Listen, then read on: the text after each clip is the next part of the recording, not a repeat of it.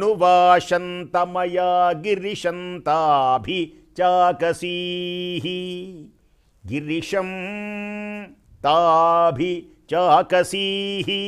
అభిచాకసీః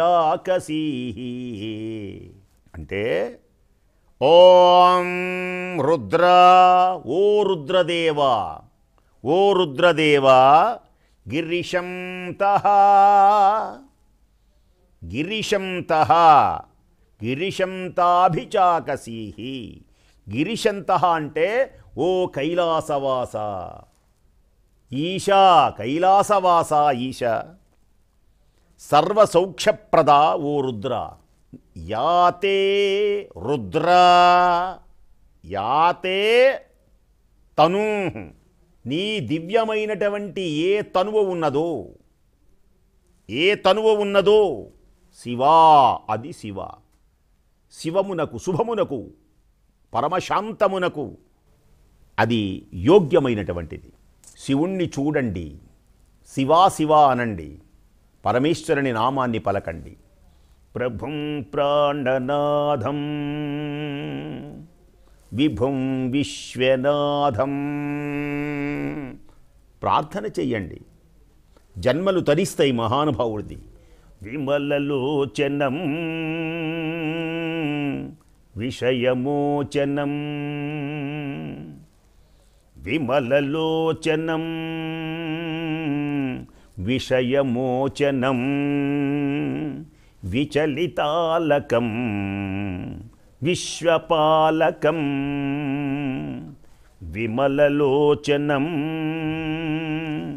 విషయమోచనం విచలితాలకం విశ్వపాలకం భూతిశోభితం భూతనాయకం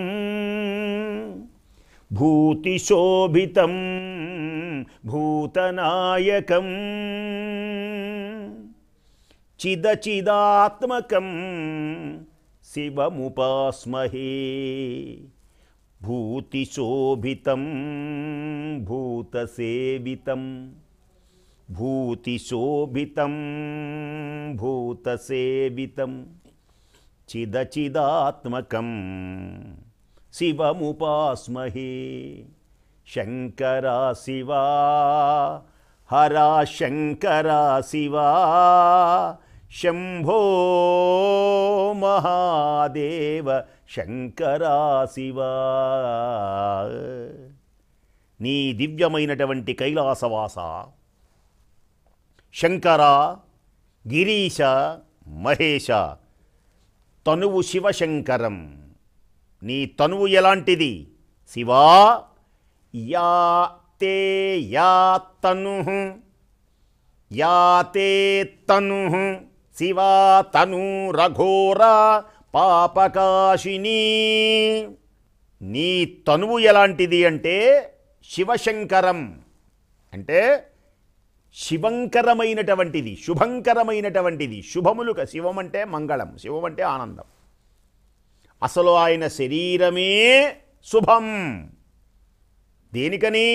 విమలలోచనం ఆ కళ్ళు మూడు కళ్ళు, విషయమోచనం సంసార బంధములను తెంచుతుంది, విచలితాలకం కదిలేటువంటి ఆ జటాజూటాలు, విశ్వపాలకం భూతిశోభితం భూతసేవితం ఒంటి నిండా విభూతి మంగళప్రదం. విభూతి అంటే మంగళం, విభూతి మొహానికి రాసుకుంటే మంగళం, శుభం.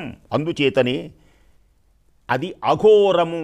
నీ తనువు శాంతిదం, శాంతిని కలిగిస్తుంది, అది అఘోరం.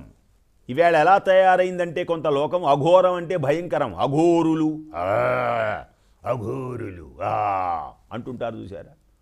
అసలు అఘోరం అంటే అర్థం ఏంటంటే ఘోరము కానిది, అసత్యం అంటే సత్యము కానిదిలాగా, అంటే ఘోరము కానిది అఘోరం. కానీ లోకంలో ఎలా తయారైంది అంటే అఘోరం అఘోరం.